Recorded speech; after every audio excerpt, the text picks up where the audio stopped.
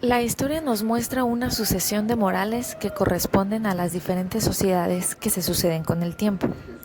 Cambian los principios y las normas morales, la concepción de lo bueno y lo malo, así como de lo obligatorio y lo no obligatorio. Pero esos cambios y desplazamientos en el terreno de la moral pueden ser puestos en una relación de continuidad de tal manera que lo alcanzado en una época o sociedad deje paso para un nivel superior. O sea, ¿los cambios y desplazamientos discurren en un orden ascensional de lo inferior a lo superior?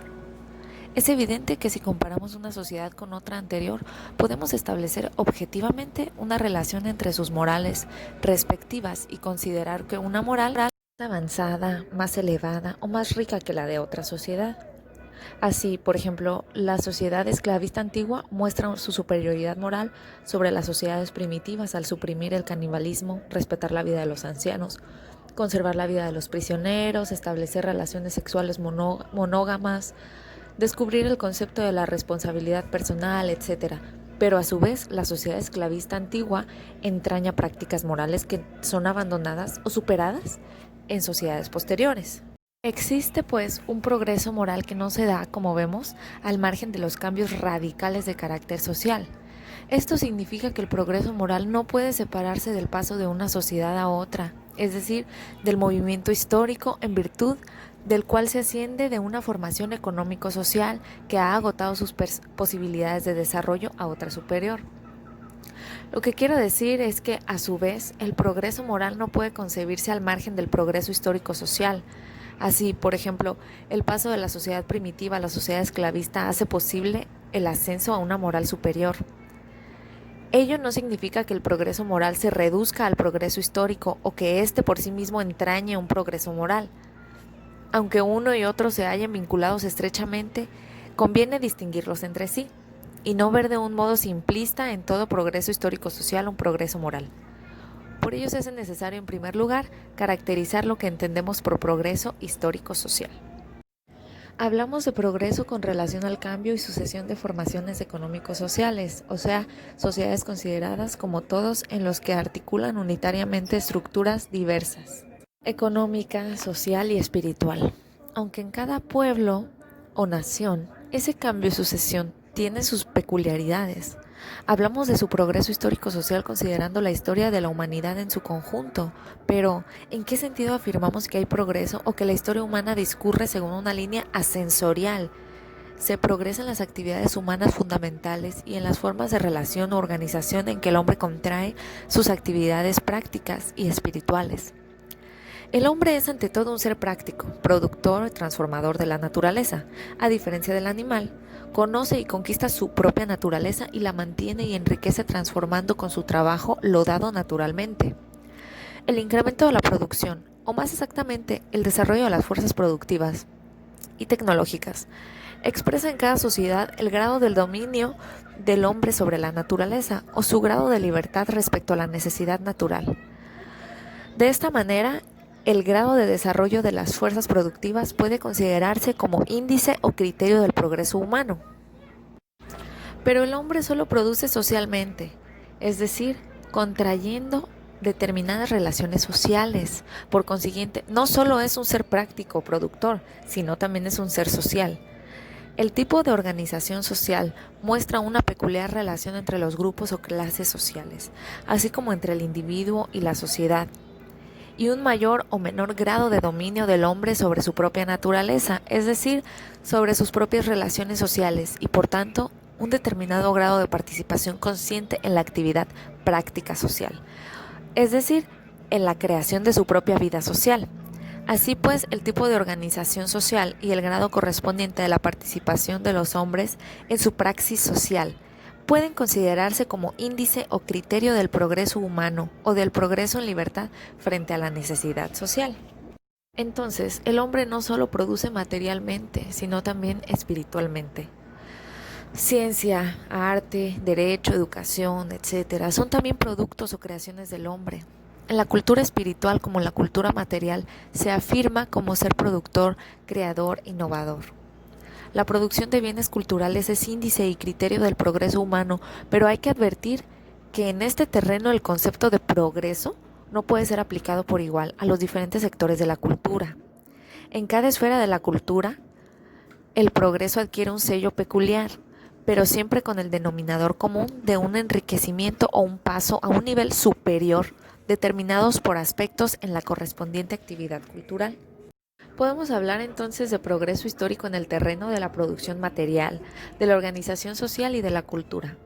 No se trata de tres líneas progresivas independientes, sino de tres formas de progreso que se relacionan y condicionan mutuamente, ya que el sujeto del progreso en esas direcciones es siempre el mismo, el hombre social. El progreso histórico es fruto de la actividad productiva, social y espiritual del hombre. En esa actividad cada individuo participa como ser consciente, tratando de realizar sus proyectos o intenciones. Sin embargo, el progreso no ha sido hasta ahora el producto de una actividad concertada consciente. El paso de la sociedad esclavista a la sociedad feudal, es decir, un tipo de organización superior, no es resultado de una actividad común intencional de los hombres. Los individuos no se pusieron de acuerdo para crear el capitalismo. En suma, el progreso histórico es fruto de una actividad colectiva de los hombres como seres conscientes, pero no de una actividad común consciente. El progreso histórico es considerado en escala universal, no es igual para todos los pueblos y para todos los hombres.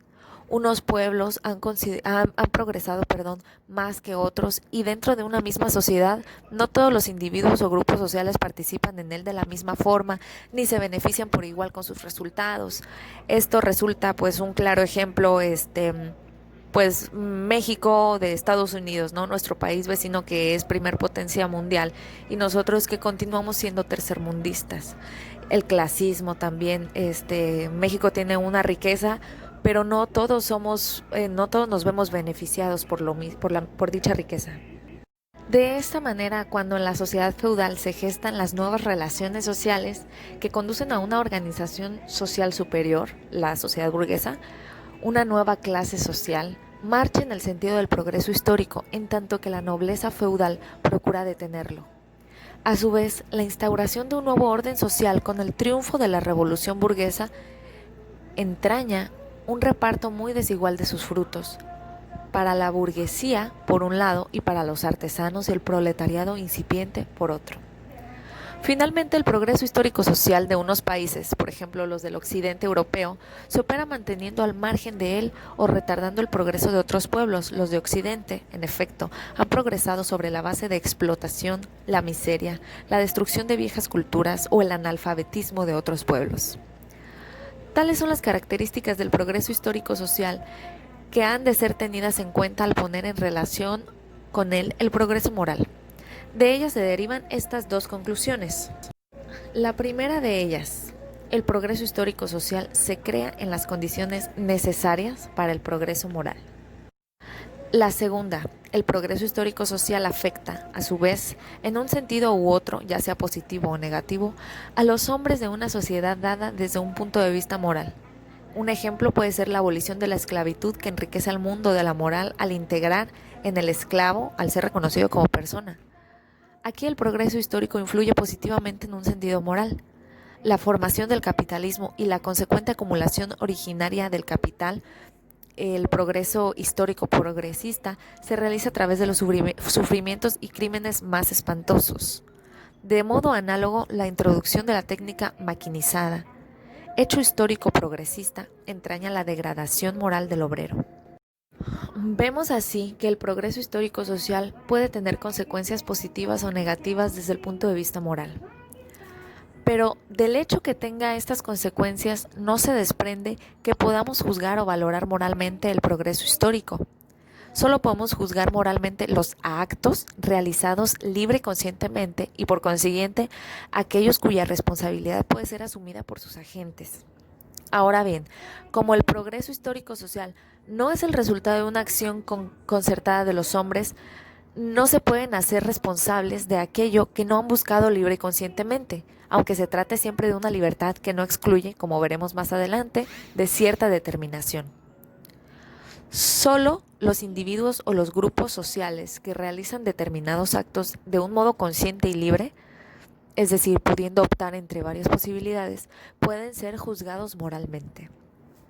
En consecuencia, no se puede juzgar moralmente el hecho histórico progresista de la acumulación originaria del capital en los albores del capitalismo, pese a los sufrimientos, humillaciones y degradaciones morales que trajo consigo, porque no se trata de un resultado buscado libre y conscientemente.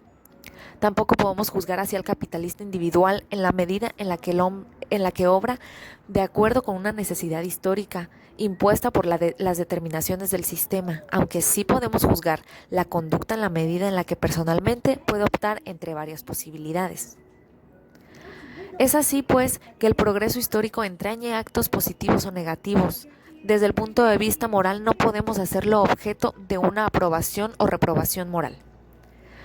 Pero con ello afirmamos que el progreso histórico, aunque cree las condiciones para el progreso moral y tenga consecuencias positivas en este, no entraña de suyo un progreso moral, ya que los hombres no progresan siempre por el lado bueno moralmente, sino a través del lado malo, es decir, mediante la violencia, el crimen o la degradación moral.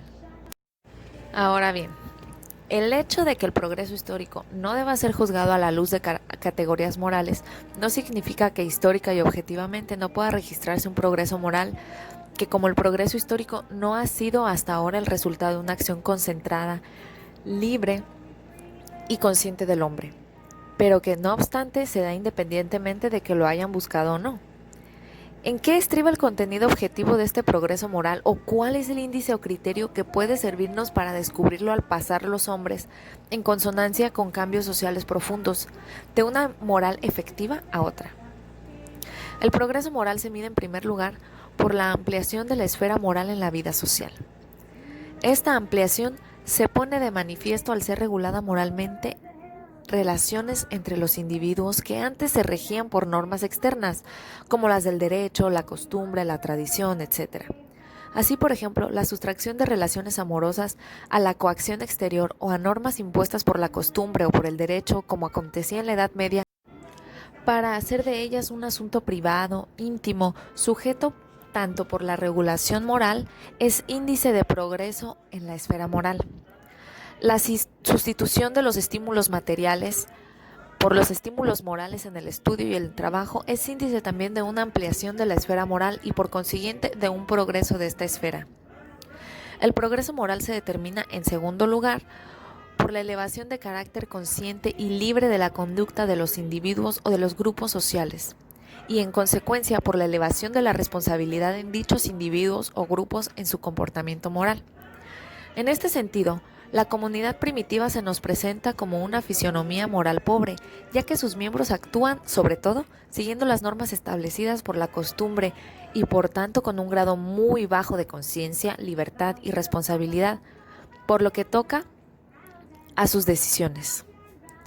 Una sociedad es tanto más rica moralmente cuanto más posibilidades ofrece a sus miembros para que asuman la responsabilidad personal o colectiva de sus actos, o sea, cuanto más amplio sea el margen en que se les ofrece para aceptar consciente y libremente las normas que regulan sus relaciones con los demás. En ese sentido, el progreso moral es inseparable del desarrollo de la libre personalidad. En la comunidad primitiva la personalidad se desvanece, ya que el individuo y la colectividad se funden. Por ello, la vida moral ha de ser necesariamente muy pobre. En la sociedad griega antigua, lo colectivo no ahoga lo personal, pero solo el hombre libre, como la persona que es, puede asumir la responsabilidad de su conducta personal. En cambio, se niega la posibilidad de tener obligaciones morales y de asumir una responsabilidad a un amplio sector de la sociedad, el constituido por los esclavos, ya que estos no son considerados como personas, sino cosas. Índice y criterio del progreso moral es, en tercer lugar, el grado de articulación y concordancia de los intereses personales y colectivos en las sociedades primitivas. Siempre domina una moral colectivista, pero el colectivismo entraña aquí la absorción total de los intereses propios por los de la comunidad, ya que el individuo no se afirma todavía como tal y la individualidad se disuelve en la comunidad. Los intereses propios no se afirman modernamente. Esta afirmación tiene un sentido positivo en el Renacimiento frente a comunidades cerradas y estratificadas de la sociedad feudal. Pero la afirmación de la individualidad acaba por convertirse en una forma exacerbada del individualismo en la sociedad burguesa, produciéndose así la disociación de los intereses del individuo respecto a los de la comunidad. La elevación moral a un peldaño superior requiere tanto la superación del colectivismo primitivo, en el marco del cual no podía desarrollarse libremente la personalidad, como el del individualismo egoísta, en el que el individuo solo se afirma a expensas del desenvolvimiento de los demás. Esta moral superior ha de conjugar los intereses de cada uno con los de la comunidad, y esta conjugación debe tener por base un tipo de organización social en el que el libre desenvolvimiento de cada individuo suponga necesariamente el libre desenvolvimiento de la comunidad. El progreso moral se nos presenta una vez más en estrecha relación con el progreso histórico-social.